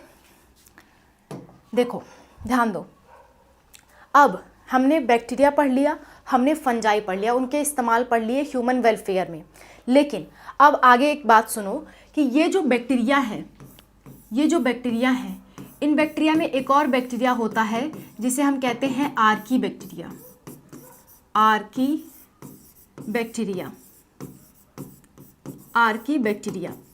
आर्की बैक्टीरिया में एक एग्जाम्पल था आपका मिथेनोजेन, याद करो मैंने पढ़ाया था चैप्टर नंबर 2 में मिथेनोजेन। हर एक चैप्टर बहुत ज़्यादा इंपॉर्टेंट है, हर एक चैप्टर ध्यान से पढ़ा करो, ठीक है। खासकर जितना मैं बताऊं उतना तो ध्यान से पढ़ा करो। ये क्या प्रोड्यूस करते हैं, ये प्रोड्यूस करते हैं बायोगैस। बायोगैस में क्या होता है, बायोगैस में होता है आपका मीथेन और होता है आपका कार्बन डाइऑक्साइड। ज़्यादातर कौन होता है, ज़्यादातर होता है मीथेन। सो अगर कोई पूछे बायोगैस में सबसे ज़्यादा क्या है तो आप कहोगे मीथेन है, ठीक है, और दूसरे नंबर पे होता है कार्बन डाइऑक्साइड। सो बैक्टीरिया का एक और काम है कि मेथेनोजेन का, जो कि आर्की बैक्टीरिया होता है, वो बायोगैस बनाता है जिसे हम एज अ फ्यूल इस्तेमाल करते हैं। फ्यूल कहने का मतलब कि हम उसे जलाने के इस्तेमाल लाते हैं, हम उसे जलाने के इस्तेमाल में लाते हैं। अब कहोगे मैम एक फ्यूल का नाम बता दो जिसमें ये यूज़ होता है, तो फ्यूल का नाम बड़ा ही कॉमन नाम है, आपने सुना होगा CNG। CNG compressed natural. आप जानते हो आजकल CNG वाली बसेस बहुत ज़्यादा चलती हैं, इलेक्ट्रिक वाली बसेस बहुत ज़्यादा चलती हैं। तो CNG मतलब होता है कंप्रेस्ड नेचुरल गैस। और इस गैस में, ये गैस किसका बना है, ये गैस आपका मीथेन का ही बना हुआ है। मीथेन हमें कहाँ से मिल रहा है, मिथेनोजेन से मिला। और भी तरीके हैं लेकिन मिथेनोजेन से भी हमें मीथेन मिल रहा है जो कि आपका CNG है। लेकिन ये मीथेन क्या है ना, ये गैस महकती नहीं है, ये क्या होती है, इसमें स्मेल नहीं होती। तो इसमें स्मेल डालने के लिए, ताकि अगर ये लीक हो तो हमें पता चले कि लीक हो रही है, वरना लीक होगी किसी को पता ही नहीं चला, आग लग जाएगी। तो आपको नाक में स्मेल आए इसके लिए एक जो एजेंट है वो डाला जाता है जिसे हम कहते हैं इथाइल मरकैप्टेन। हालांकि ये इस चैप्टर में दिया नहीं हुआ है लेकिन आपको केमिस्ट्री में काम आएगा, तो मैं क्यों ना यहीं बता दूं। जो चीज़ें रिलेटेड हो उसे इकट्ठे पढ़ लेना चाहिए। इसी तरह से चलो NCERT में ये चीज़ तो दी हुई है कि CNG बनाता है, लेकिन LPG का नाम नहीं दिया हुआ है, ये भी आपके लिए जानना ज़रूरी है। LPG का फुल फॉर्म होता है लिक्विफाइड पेट्रोलियम। इसमें क्या होता है, इसमें भी स्मेल के लिए इथाइल मरकैप्टेन यूज़ किया जाता है, लेकिन इसमें जो गैस है वो गैस आपकी होती है ब्यूटेन एंड प्रोपेन। ये मेनली ब्यूटेन होती है और दूसरे नंबर पे होती है प्रोपेन। और भी बहुत सारी गैस इसमें मिली होती है लेकिन मेनली ब्यूटेन और प्रोपेन होती है। और CNG में क्या होता है, CNG में CH4 होता है। ये वाला तो ध्यान रखना है आपको, CNG वाला, C for CNG, C for CH4। और इसमें क्या डाला महकने के लिए, इथाइल मरकैप्टेन। इसमें भी क्या डाला महकने के लिए, इथाइल मरकैप्टेन, ठीक है। थोड़ा सा CNG वाला याद रखना, बाकी कुछ नहीं भी याद रखते हो तो भी चलेगा। सो बैक्टीरिया ने क्या किया, बैक्टीरिया ने एज अ मिथेनोजेन भी काम किया और मीथेन बनाने का काम किया। बैक्टीरिया का एक और काम मैंने गिनवा दिया। अब एक और बात ध्यान दो, एक और बात ध्यान आपको क्या देनी है कि ये जो बैक्टीरिया है प्लस जो फंजाई है, ये दोनों मिलके आपका सीवेज ट्रीटमेंट में काम आते हैं। सीवेज ट्रीटमेंट क्या होता है, जैसे मान लो कोई भी पानी है, बहुत गंदा पानी है, जिसमें जैसे मान लो आपके घरों में बाथरूम होते हैं, बाथरूम की टंकी होती है, टंकी में सारा जो आपका वेस्ट प्रोडक्ट है वो जा रहा है, सारा जो पॉटी वगैरह आप कर रहे हो वो टंकी में जा रहा है। लेकिन सोचो जो बड़े बड़े होटल्स होते होंगे या पूरा का पूरा जो सीवेज प्लांट है, जो सरकारी जगह हैं, वहाँ पे बहुत ज़्यादा मात्रा में ये प्रोड्यूस हो रहा है, तो आखिर उसका करते क्या हैं, उसको कहीं ना कहीं तो डालना पड़ेगा ना। और इतनी ज़्यादा मात्रा में ह्यूमन बींग्स हैं, इतनी ज़्यादा मात्रा में सीवेज इकट्ठा हो रहा है, इतनी ज़्यादा मात्रा में हम लोग सब्जियां वगैरह का छिलके वगैरह डाल रहे हैं, ये कहीं ना कहीं पानी में जाके, ज़मीन में जाके मिल रहा है, तो उसी को हम सीवेज कहते हैं। सीवेज मतलब ऐसा पानी जिसमें ऑर्गेनिक सब्सटेंस बहुत ज़्यादा है। ऑर्गेनिक सब्सटेंस भी हो सकते हैं, बाकी गंदगी कुछ भी हो सकता है, यानी कि गंदा पानी जिसे आप कह सकते हो। गंदा पानी जो है, हो सकता है कोई फैक्ट्री हो जो फूड फैक्ट्री हो, मतलब खाना बना रही हो। जैसे मान लीजिए चिप्स आप खाते हो, चिप्स बन के आता है, चिप्स की जो फैक्ट्री होगी उसमें वो आलू का चिप्स बना रही है, तो आलू के छिलके कहाँ डाल रही है, वो या तो ज़मीन में डाल रही है या तो पानी में डाल रही है, ठीक है। आलू के छिलके कहाँ डाल रही है, या तो ज़मीन में या तो पानी में। तो वो जो पानी है वो पानी बहुत गंदा हो रहा है, उससे जब छिलके उतर रहे हैं तो उसका कुछ ना कुछ टुकड़ा भी निकल रहा है। वो पानी जब आप आलू धुलते हो तो वो पानी क्या हो रहा है, वो पानी गंदा हो रहा है। तो वो सारे गंदे पानी को हम क्या कहते हैं, सीवेज कहते हैं। क्या कहते हैं, सीवेज कहते हैं। गंदा मैला पानी जो इसमें ऑर्गेनिक मैटर बहुत ज़्यादा है, ऑर्गेनिक चीज़ें बहुत ज़्यादा हैं, उसे हम क्या कहते हैं, उसे हम कहते हैं सीवेज। उसे हम कहते हैं सीवेज। तो इस सीवेज को हमें ट्रीटमेंट देना पड़ता है, यानी कि उसकी गंदगी मिटानी पड़ती है, उसकी गंदगी कम करनी पड़ती है। ठीक है, आपने अगर एक मूवी देखी हो फुकरे, फुकरे 3 मूवी आई थी, उसमें वो पंकज त्रिपाठी एरोप्लेन में बैठते हैं और वो आइस क्यूब्स मांगते हैं, है ना, आइस क्यूब्स अपने अल्कोहल में ड्रिंक के लिए मांगते हैं। तो बगल में उनके, मुझे नाम नहीं याद है, वो बैठा होता है और वो पूछता है कि आइस क्यूब्स कैसे बनते हैं, मतलब वो कुछ ऐसा पूछता है। तो वो जो एयर हॉस्टेस होती है वो उनको बताती है कि इसको एरोप्लेन में हम आइस क्यूब में कन्वर्ट कर देते हैं। तो आखिर जो बॉडी वेस्ट है, आपका जो यूरिन है, आपके जो पॉटी वगैरह है, फीकल मैटर है, उसे कैसे हमने साफ़ पानी में बदल दिया, कैसे हमने उसे साफ़ कर दिया। तो उसमें उस मतलब प्रोसीजर को हम कहते हैं सीवेज ट्रीटमेंट। यानी कि जो गंदा पानी था, जो हमारे मतलब यूरिन का, जो हमारे फीकल मैटर का पानी था, उसे हमने ट्रीट करके अच्छा बना दिया ताकि उसे बाहर रिलीज़ किया जा सके, किसी को बीमारी ना हो। तो ये जो सीवेज ट्रीटमेंट है, ये जो प्रोसेस है, इसमें कौन हेल्प करता है? इसमें बैक्टीरिया और फंजाई हेल्प करते हैं। तो अगेन ये ह्यूमन वेलफेयर के काम आ गया। और ये बैक्टीरिया फंजाई क्या होते हैं? एक दूसरे में उलझ जाते हैं, एक दूसरे में उलझ जाते हैं। ठीक है, एक दूसरे में क्या होते हैं? उलझ जाते हैं। और ऐसे स्ट्रक्चर को, उलझे हुए स्ट्रक्चर को हम कहते हैं फ्लॉक्स। क्या कहते हैं? फ्लॉक। ये कैसा होता है? Mesh like structure. मैश मतलब मच्छरदानी जैसा, लाइक स्ट्रक्चर, आपस में ऐसे उलझे होते हैं। ठीक है, मैश लाइक स्ट्रक्चर होते हैं। अभी हम सीवेज ट्रीटमेंट पढ़ेंगे तो ये वाला चीज़ आपको ध्यान देना होगा। फ्लॉक्स की मैं बात करूँगी। ठीक है, अच्छा। और ये कैसे होते हैं? ये होते हैं एरोबिक। एरोबिक मतलब कि क्या लेते हैं? ये ऑक्सीजन इस्तेमाल करते हैं। ठीक है, ये क्या करते हैं? ऑक्सीजन इस्तेमाल करते हैं। अब आगे बात आती है, तो ऑक्सीजन इस्तेमाल करते हैं तो क्या होगा? इनको ऑक्सीजन की ज़रूरत पड़ेगी। यानी जहाँ भी हम सीवेज ट्रीटमेंट करा रहे हैं वहाँ ऑक्सीजन की क्या पड़ेगी? बहुत ज़्यादा ज़रूरत पड़ेगी, क्योंकि ये क्या इस्तेमाल कर रहे हैं? ऑक्सीजन। और ये क्या कर रहे हैं? सीवेज में जो भी गंदी चीज़ें हैं उसको खा ले रहे हैं।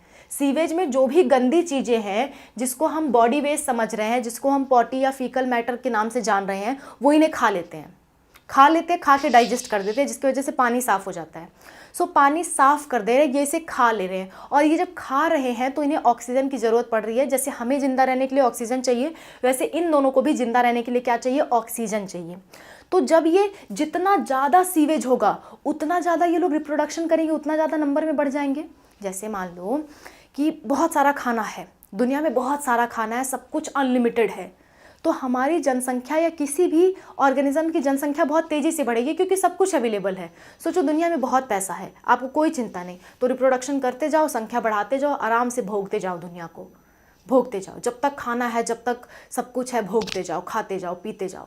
तो ऐसे ही ये दोनों सोचते हैं कि जब तक खाना मिल रहा है, लाओ खूब रिप्रोडक्शन करें, खूब खाएं, अपने भी खाएं, अपने बच्चों को भी खिलाएं, बहुत ज़्यादा रिप्रोडक्शन करते हैं। जितना ज़्यादा रिप्रोडक्शन करेंगे उतना ज़्यादा ऑक्सीजन लेंगे, उतना ज़्यादा ऑक्सीजन की डिमांड बढ़ेगी। ठीक है, बात समझ में आ रही है? उतना ज़्यादा क्या होगा? उतना ज़्यादा ऑक्सीजन की डिमांड बढ़ेगी, उतना ज़्यादा ऑक्सीजन की डिमांड बढ़ेगी। मैं थोड़ा सा यहीं पे लिखती हूँ, ऑक्सीजन की डिमांड बढ़ेगी तो उसे हम कहते हैं BOD, यानी कि बायोलॉजिकल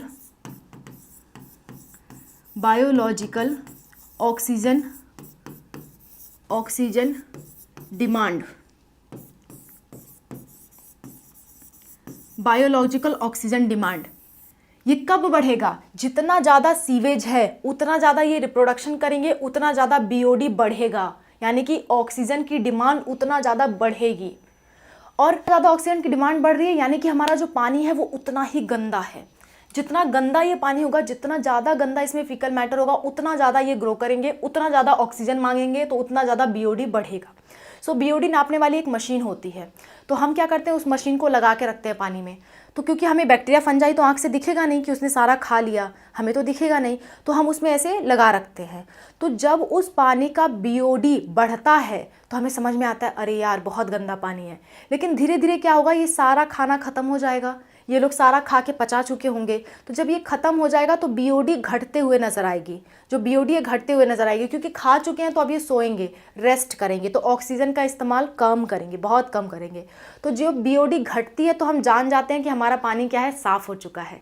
ठीक है, अब ये प्रोसेस कैसे की जा रही है, पूरी प्रोसेस अब मैं डिटेल में आपको समझाती हूँ। अब आपको मैंने एक थीम बता दी, अब मैं पूरी प्रोसेस डिटेल में समझाती हूँ। ठीक है, चलो देखते हैं। देखो, हम पढ़ने जा रहे हैं सीवेज ट्रीटमेंट, ठीक है। हम क्या पढ़ने जा रहे हैं, हम पढ़ने जा रहे हैं सीवेज ट्रीटमेंट, यानी कि जो गंदा पानी है, जो फीकल मैटर है हमारा, जो मतलब टंकी वगैरह का पानी है, उसे साफ़ कैसे किया जाए, उसे सुंदर अच्छा कैसे किया जाए, जो फैक्ट्री से गंदा पानी निकल रहा है उसे कैसे साफ़ किया जाए, ठीक है। गंदा पानी इन द सेंस जिसमें ऑर्गेनिक मैटर है, इनऑर्गेनिक की बात नहीं कर रहे हैं, जिसमें ऑर्गेनिक मैटर है उसे कैसे साफ़ किया जाए। तो उसे साफ़ करने के लिए 2 स्टेप में होता है, एक होता है प्राइमरी ट्रीटमेंट, दूसरा स्टेप होता है सेकेंडरी ट्रीटमेंट। प्राइमरी ट्रीटमेंट में क्या करते हैं, प्राइमरी ट्रीटमेंट में हम एक कंटेनर लेते हैं, उस कंटेनर मतलब एक बीकर जैसा कुछ समझ लो, उस कंटेनर में सारा जो गंदा पानी है वो हम डाल देते हैं और डाल करके थोड़ी देर तक छोड़ देते हैं। तो उसमें जो कंकड़, मिट्टी, धूल, ये सब चीज़ें होंगे नीचे की तरफ बैठ जाएंगी। वो क्या होगा, नीचे की तरफ बैठ जाएंगी। कंकड़, मिट्टी, धूल, डस्ट, ये सब चीज़ें जो होंगी या जो भी भारी चीज़ें होंगी वो चीज़ें क्या हो जाएंगी, नीचे बैठ जाएंगी और ऊपर की तरफ जो हल्की चीज़ें होंगी वो आ जाएंगी, ठीक है। ऊपर की तरफ क्या होंगी, जो हल्की चीज़ें होंगी वो आ जाएंगी। बात समझ में आया। पहले हमने पानी डाला, थोड़ी देर छोड़ दिया, छोड़ने से क्या होगा, जो भारी चीज़ें होंगी वो नीचे आ जाएंगी, जो हल्की चीज़ें होंगी वो ऊपर आ जाएंगी। सो कंकड़, मिट्टी, धूल, बालू, ये सब जो चीज़ें हैं, बड़ी बड़ी चीज़ें हैं, वो नीचे आ जाएंगी, क्योंकि गंदे पानी में कुछ भी हो सकता है। गंदे पानी में ऑर्गेनिक मैटर ज़्यादा है, लेकिन हो तो कुछ भी सकता है ना, पानी तो गंदा ही है, कंकड़, मिट्टी, धूल कुछ भी हो सकता है। तो वो चीज़ें क्या होगी, नीचे बैठ जाएगी जब हम आराम से उसको छोड़ देंगे, ठीक है। तो एनसीईआरटी में इस चीज़ को कह रखा है प्राइमरी स्लज, यानी पहली चीज़ जो नीचे बैठ गई पहले प्राइमरी ट्रीटमेंट में, उसे हम कहेंगे प्राइमरी स्लज, और जो ऊपर की तरफ पानी सा बचा उसे हम कहेंगे प्राइमरी इफ्लुएंट। इफ्लुएंट से नाम ही पता चल रहा है फ्लूइड है, कुछ ऊपर हल्का हल्का सा है। तो प्राइमरी इफ्लुएंट बचा और नीचे की तरफ ये बैठ गए। अब जानते हो, अगर मान लो आपने पानी लिया और पानी में बालू डाल रखा है, थोड़ी देर छोड़ दो तो बालू नीचे बैठ जाता है, ऊपर से आप पानी ऐसे गिरा करके निकाल लेते हो। तो ऐसा ही काम यहाँ किया जाता है। यहाँ क्या किया जाता है, अब आएंगे हम सेकेंडरी ट्रीटमेंट में। सेकेंडरी ट्रीटमेंट में हमने क्या किया, ये जो ऊपर का पानी था, ये ऊपर का पानी, इस चीज़ को तो हमने डिस्कार्ड कर दिया, इस चीज़ को हमने फेंक दिया। तो ये जो ऊपर का भी गंदा पानी बचा है उसको कहाँ लाए, हम यहाँ लाए, ऊपर के गंदे पानी को, जिसे हम कह रहे हैं प्राइमरी इफ्लुएंट। प्राइमरी इफ्लुएंट को हमने क्या किया, यहाँ पर ट्रांसफ़र कर दिया, किसमें, सेकेंडरी ट्रीटमेंट के लिए। अब हमने इसे यहाँ ट्रांसफ़र कर दिया। अब यहाँ हम क्या डालेंगे, अब यहाँ हम डालेंगे वही अभी मैंने बताया ना, फ्लॉक्स। क्या बताया मैंने बताया फ्लॉक्स। फ्लॉक्स क्या है, बैक्टीरिया प्लस फंजाई है। फ्लॉक्स हमने यहाँ डाला। अब ये फ्लॉक्स क्या करेंगे, धीरे धीरे यहाँ का जो भी गंदगी है उसे खाना चालू कर देंगे, निगलना चालू कर देंगे, उसे खाने लगेंगे। ये जितना ज़्यादा गंदा है बीओडी उतना ही ज़्यादा होगा। बीओडी अभी क्या है, ज़्यादा है, क्योंकि ये खाने लगे। धीरे धीरे क्या होगा, जब ये लोग पूरा खा जाएंगे, इसे पूरा खा जाएंगे और अपना रिप्रोडक्शन ज़्यादा करके अपने आप को पूरा भर देंगे। यहाँ पे बहुत ज़्यादा रिप्रोडक्शन कर दिया, ऐसे पूरा भर दिया अपने आप को, बहुत ज़्यादा रिप्रोडक्शन कर लिया, तो क्या होगा, धीरे धीरे बाद में चल करके बीओडी कम हो जाएगी, क्योंकि अब तो खाना बचा नहीं। तो अब खाना नहीं बचा तो ऑक्सीजन काहे का लेंगे, सो जाएंगे। तो खाना बचा नहीं, ऑक्सीजन आपका कम हो गया, बीओडी कम हो गया, तो अब हमें पता चल जाएगा कि हमारा जो ये पानी है वो साफ़ हो चुका है। हमारा पानी क्या हो चुका है, साफ़ हो चुका है। तो अब हम इसे क्या कहेंगे, अब हम इसे क्या करेंगे, थोड़ा मैं इधर ढकेल रही हूँ इसे, ठीक है। अब हम इसे क्या करेंगे, जस्ट अ मिनट। अब हम इसे क्या करेंगे, इसे एक न्यू टैंक में डालेंगे, इसे एक नए टैंक में डालेंगे। इस चीज़ को हम क्या करेंगे, एक नए टैंक में डालेंगे, जिसे हम कहते हैं सेडिमेंटेशन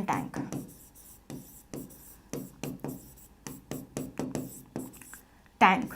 इसमें क्या होगा, इसमें ये जो ऐसे मतलब जो ऐसे मेश जैसा स्ट्रक्चर है ना, उसको बैठने का मौका मिलेगा, नीचे की तरफ बैठने का मौका मिलेगा। और ऊपर का जो पानी है, ये जो पानी है अब साफ़ हो चुका है, क्योंकि ये लोग खा चुके हैं।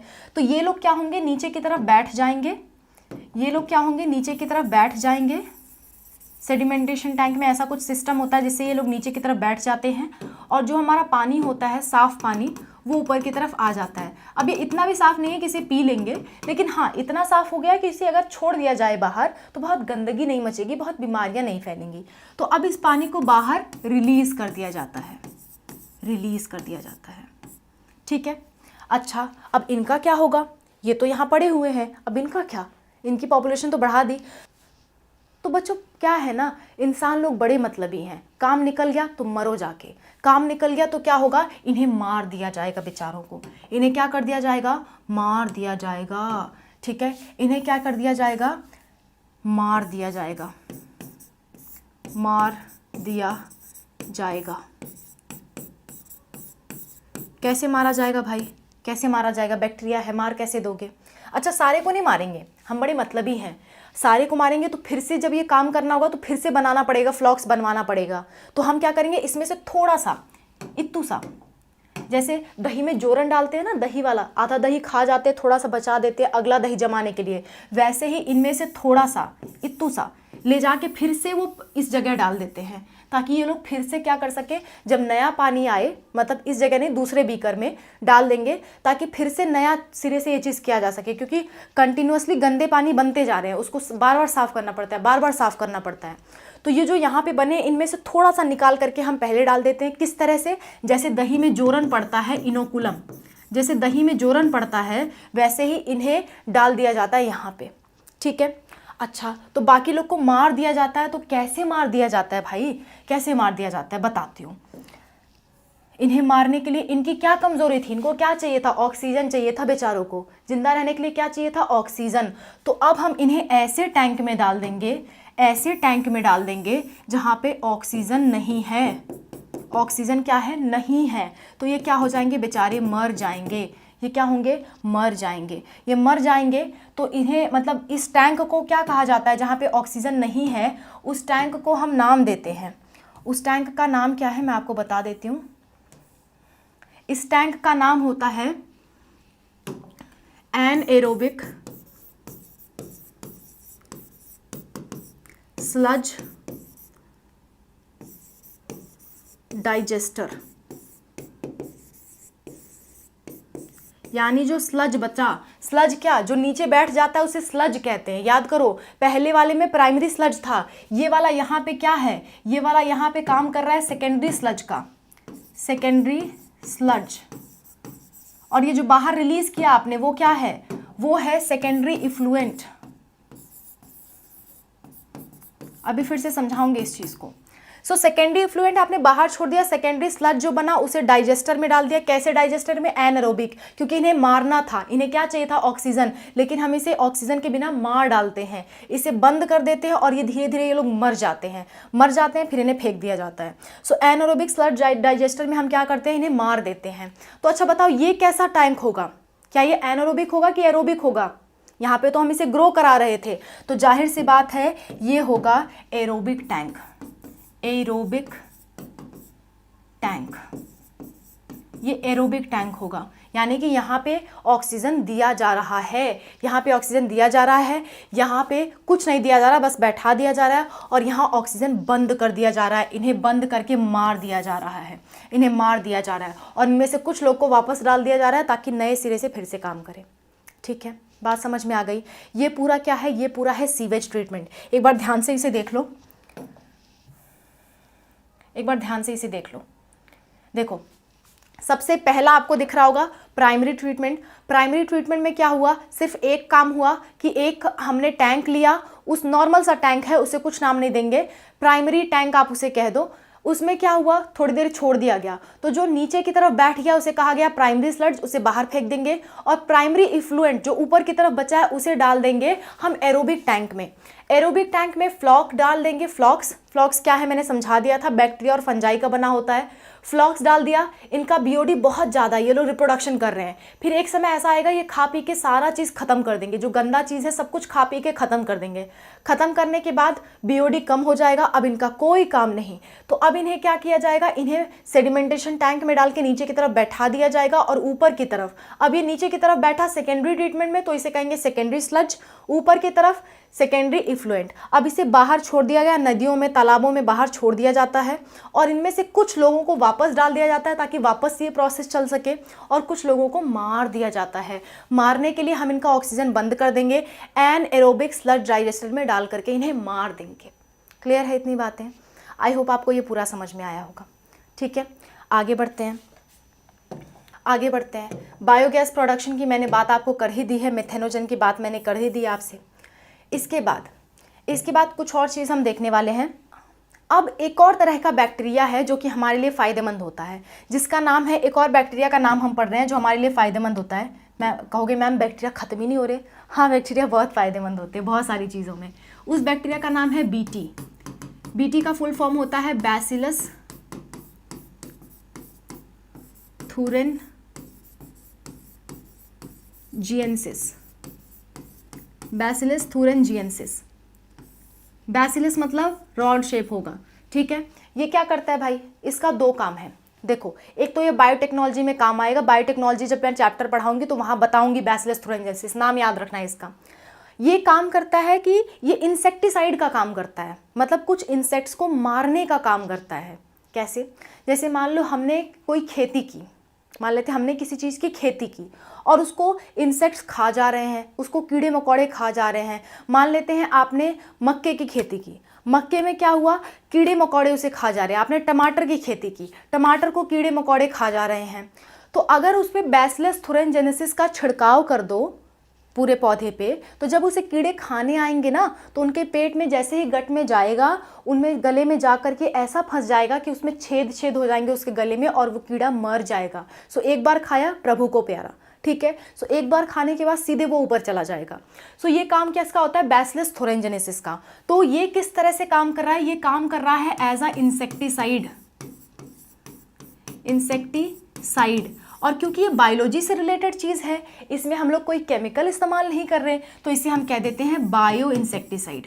क्या कह देते हैं, बायो इंसेक्टिसाइड। सो अगर क्वेश्चन पूछा जाए बायो इंसेक्टिसाइड कौन है, कौन सा बैक्टीरिया बायो इंसेक्टिसाइड की तरह काम करता है, तो आप नाम लोगे बैसिलस thuringiensis का। ये बायोटेक्नोलॉजी में भी काम आएगा कि हम प्लांट के अंदर ही इसका जीन घुसा देंगे ताकि हमें बाहर से ऊपर से छिड़काव करने की ज़रूरत ना पड़े। ये हम बायोटेक्नोलॉजी में पढ़ेंगे, ठीक है। सो बैक्टीरिया का काम यहाँ होता है ख़त्म। बैक्टीरिया का और कोई भी यूज़ नहीं है, यहाँ बैक्टीरिया का काम ख़त्म होता है। अब अगर आपको याद हो तो मैंने आपको चैप्टर के शुरू में कहा था, जितने भी माइक्रोब्स हैं, जैसे कि आपका बैक्टीरिया हो गया, फंजाई हो गया, वायरस हो गया, प्रोटिस्टा हो गया, और कुछ तरह के एनिमल्स भी जो कि माइक्रोब्स नहीं हैं, उनके बारे में हम इस चैप्टर में पढ़ेंगे। तो अभी तक तो हमने सिर्फ बैक्टीरिया और फंजाई पढ़ा, वायरस के बारे में नहीं पढ़ा, प्रोटिस्टा के बारे में नहीं पढ़ा, एनिमल के बारे में नहीं पढ़ा। तो देखो, प्रोटिस्टा आपके चैप्टर में दिया नहीं हुआ है और एनसीईआरटी में कहीं भी नहीं दिया हुआ है। बस इतना दिया है कि कुछ सिलिएटेड प्रोटोजोआन होते हैं जो हमारे काम आते हैं, बस इतना दिया हुआ है। तो हम भी इतना ही मान के चलते हैं कि कुछ प्रोटोजोआन सिलिएटेड फ्लैजिलेटेड होते हैं जो हमारे काम आते हैं। इससे ज़्यादा कुछ आपको जानने की ज़रूरत नहीं है, ठीक। अच्छा, क्या काम आता है थोड़ा सा बता ही देती हूँ। वो क्या होता है ना, जो गाय भैंस भेड़ बकरी होती हैं, उनके पेट में सेलुलोज को डाइजेस्ट करने के काम आते हैं, ठीक है। बस इतना सा याद रखो, इससे ज़्यादा कुछ भी याद रखने की प्रोटोजोआ के केस में ज़रूरत नहीं है। बात आती है एनिमल्स की। एनिमल्स की हम बात कर लेते हैं, कौन कौन से एनिमल्स जो हैं वो एनसीईआरटी में दिए गए हैं। हालांकि वो माइक्रोब्स नहीं हैं, वो माइक्रो ऑर्गेनिजम्स नहीं कहलाएंगे, फिर भी जो एनसीईआरटी में दिया हुआ है हमें पढ़ना चाहिए। तो एनसीईआरटी में दिया हुआ है आपके, जो आपकी लेडी बर्ड होती हैं, जस्ट अ मिनट, जो आपकी लेडी बर्ड होती हैं, lady birds and dragon flies,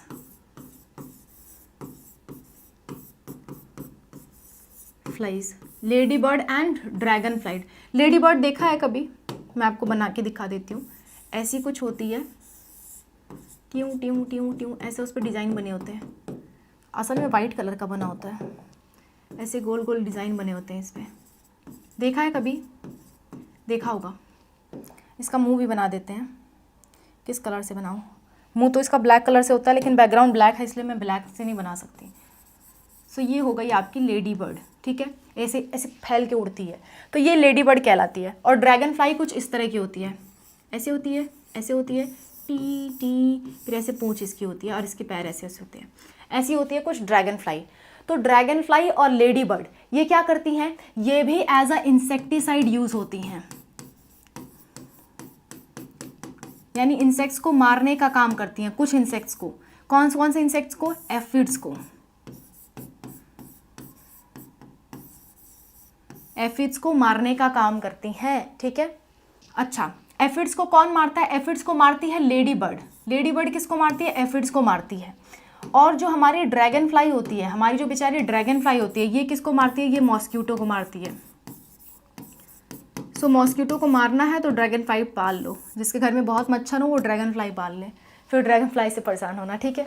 so lady bird क्या करती है, एफिड्स एक तरह के कीड़े होते हैं उनको मारती है, ड्रैगन फ्लाइट्स मॉस्किटोज़ को मारते हैं, तो ये भी बायो इंसेक्टिसाइड की तरह यूज़ होते हैं, लेकिन ध्यान रखना ये आपके माइक्रोब्स नहीं हैं। माइक्रोब्स वो होते हैं जो आँख से देख ना पाओ, पर इन दोनों को तो आपने देखा है, तो ये माइक्रोब्स नहीं है, ठीक है। एक तरह की मछली होती है, मछली जल की रानी है, गैम्बूसिया की कहानी है, गैम्बूसिया, ठीक है। ये क्या करती है, ये मॉस्किटो लार्वा को खा जाती है, मॉस्किटो लार्वा ईटर, यानी कि क्या करती है, मच्छर क्या करता है, पानी में अंडे देता है, अंडे देने के बाद उसमें से बच्चे निकलते हैं, वो बच्चे छोटे छोटे होते हैं, उनको लार्वा कहते हैं, वो दूसरे तरह के होते हैं, थोड़े से वो तैरने टाइप के होते हैं, मॉस्किटो उड़ता है वो तैरते हैं उसके बच्चे, ठीक है। तो जो अपने पेरेंट्स से अलग होते हैं उन्हें हम लार्वा कहते हैं, उन बच्चों को हम लार्वा कहते हैं। मतलब जैसे हमारे बच्चे हमारी तरह ही होते हैं, 2 हाथ 2 पैर, है ना, चलते हैं हमारे तरह ही, लेकिन कुछ ऐसे ऑर्गेनिज्म हैं जिनके बच्चे कुछ अलग टाइप के होते हैं, जैसे कि तितली का जो बच्चा होता है वो कीड़े की तरह होता है, तो उसके बच्चे को हम लार्वा कहेंगे। सो जिसका भी बच्चा उससे मैच नहीं करता शुरुआत में, उसे हम लार्वा कहते हैं। तो मॉस्किटो का भी बच्चा उससे शुरुआत में मैच नहीं करता, तो उसे हम लार्वा कहते हैं। सो पानी में अगर लार्वा बन रहा है मॉस्किटो का, तो गैम्बूसिया मछली, ये मछली जल की रानी है, ठीक है, ये मछली को डाल दो, तो मछली जल की रानी है, गैम्बूसिया की कहानी है, उसने मॉस्किटो को खा लिया, मच्छर खा लिया बेचारे, ठीक है। सो मच्छर के बच्चों को ये खा गई, ठीक है। तो चलो, इतने सारे एनिमल्स के एग्जाम्पल हो गए, कैसे याद रखोगे भाई, ड्रैगन फ्लाई से डीएम याद रख लेना, ठीक है। लेडी बर्ड्स क्या करती है, एफिड्स, किसी भी तरह याद रखो, मुझे नहीं पता, और ये मैंने याद ही करा दिया, मछली जल की रानी है, गैम्बूसिया की कहानी है, गैम्बूसिया ने मॉस्किटो को खा लिया, मॉस्किटो के बच्चे को खा लिया, ठीक है, मोटी हो जाएगी बेचारी। चलो आगे बढ़ते हैं। अब बात आती है वायरस की, बात किसकी आती है, बात आती है वायरसेस की। वायरस हमारे लिए किस तरह फ़ायदेमंद है, वायरस कैसे फ़ायदेमंद हो गए, चलो देखते हैं। वायरसेस में एक आते हैं आपके बैक्यूलो वायरस, और दूसरे आते हैं आपके न्यूक्लियर पॉलीहेड्रल वायरस। ये भी क्या करते हैं, ये भी एज अ इंसेक्टिसाइड काम करते हैं, इंसेक्ट्स को मारने के काम करते हैं, और बड़े स्पेसिफिक होते हैं, कुछ ही तरह के इंसेक्ट को मारेंगे, स्पेसिफिक इंसेक्टिसाइड। ऐसा नहीं होता कि चाहे जिसको मार देंगे, स्पेसिफिक, कुछ एक निश्चित इंसेक्ट्स को ये मारते हैं।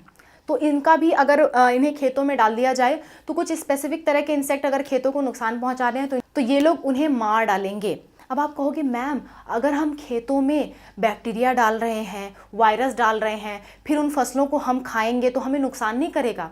तो बच्चों, ये जो वायरस हैं और ये जो बैक्टीरिया हैं, ये हमें नुकसान नहीं करते, ये हमें नुकसान नहीं करते, हमारी बॉडी पे इनका कोई भी एक्शन नहीं होता है, इसलिए हम इन्हें खेतों में डालते हैं। हर बैक्टीरिया, हर वायरस हमें नुकसान नहीं पहुंचाता, ठीक है, बात समझ में आ गई। एक लास्ट शब्द बचता है एनसीईआरटी में, जिसे हम कहते हैं बायो फर्टिलाइजर्स, जिसे हम कहते हैं bio fertilisers. Bio fertilisers, bio fertilisers क्या है भाई? जो आपने अभी पढ़ा ना, nitrogen fixing bacteria, nitrogen fixing bacteria, ये प्लांट को हेल्प कर रहे थे उसकी प्रोटीन बनाने में। सो एक तरह से प्लांट के लिए फर्टिलाइजर का काम कर रहे हैं, तो इसीलिए इनको कहा जाता है बायो फर्टिलाइजर्स। और इनकी हेल्प से अगर खेतों में इन्हें बाहर से डाला जाए, तो ऐसी मतलब खेती को हम कहते हैं ऑर्गेनिक फार्मिंग। ऑर्गेनिक फार्मिंग यानी बाहर से आप केमिकल डाल के, बाहर के फर्टिलाइजर्स नहीं डाल रहे हो, आप नाइट्रोजन फिक्सिंग बैक्टीरिया डाल रहे हो उसकी उर्वरता बढ़ाने के लिए, उसकी फर्टिलिटी बढ़ाने के लिए बायो फर्टिलाइजर्स का यूज़ करते हैं। तो हम कहते हैं उस तरह की मतलब खेती को हम कहते हैं ऑर्गेनिक फार्मिंग, ठीक है। अब एनसीईआरटी में 2-3 बातें और हैं जिसे आपको याद करना ज़रूरी है। लास्ट पॉइंट में बता रही हूँ, एनसीईआरटी में कुछ फुल फॉर्म है, वैसे आते नहीं हैं, पर मेरा काम है मैं आपको बता दूं कि बाई चांस अगर आ गया तो आप कर लो, हालांकि इंपॉर्टेंट नहीं है इसलिए लास्ट में बता रही हूँ, ठीक है। पहला है आपका IPM, दूसरा है आपका KVIC, तीसरा है आपका IARI, ये 3 फुल फॉर्म दिए होते हैं, मैं तीनों का नाम आपको बता देती हूँ। IPM का मतलब होता है इंटीग्रेटेड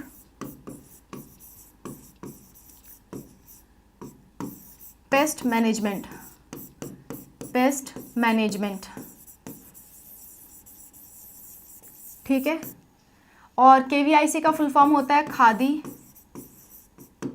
विलेज इंडस्ट्रीज कमीशन। और इसका होता है इंडियन एग्रीकल्चर रिसर्च इंस्टीट्यूट। बात समझ में आ गई? सो ये हो गए आपके, पूरा चैप्टर यहाँ फिनिश होता है। अब हम करेंगे कुछ क्वेश्चंस जो आपके प्रीवियस ईयर में आए हुए हैं और मुझे याद भी हैं। हालांकि मैं टाइप करके नहीं लाई हूँ, लेकिन मुझे याद है। मैं क्वेश्चन आपको देती हूँ, आप सॉल्व करना। किसी भी दिन हम क्वेश्चन नहीं छोड़ेंगे, ठीक है। क्वेश्चन मैं आपको देती हूँ।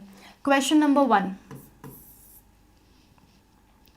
Which enzyme is used as clot buster, as clot buster, which enzyme is used as clot buster? पहला नाम है आपका स्टैटिन्स, दूसरा नाम है आपका स्टेप्टोकाइनेज,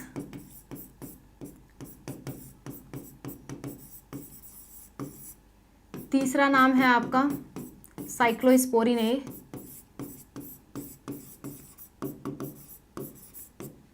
चौथा नाम है आपका नन ऑफ दीज। बताओ, चलो इस क्वेश्चन को सॉल्व करो और नीचे कमेंट में लिख के बताना आपके कितने क्वेश्चन सॉल्व हुए। तो जाहिर सी बात है, अभी अभी हमने पढ़ा कि स्टेप्टोकाइनेज जो होता है वो आपका क्लॉट बस्टर की तरह यूज़ होता है, और इसको जो प्रोड्यूस करने वाला बैक्टीरिया है उसका नाम है स्ट्रेप्टोकोकस, स्ट्रेप्टोकोकस, ठीक है। चलो अगला क्वेश्चन सॉल्व करते हैं। अगला क्वेश्चन, मैं आपको क्वेश्चन दे रही हूँ, ऑप्शन नहीं दे रही हूँ, आप खुद बताना, आप खुद बताने की कोशिश करना। Penicillium belong to which kingdom, belongs to which class of fungi, which class of fungi, fungi, ठीक है, विच क्लास ऑफ फंजाई। दूसरा क्वेश्चन है आपके लिए, मेजर कंपोनेंट ऑफ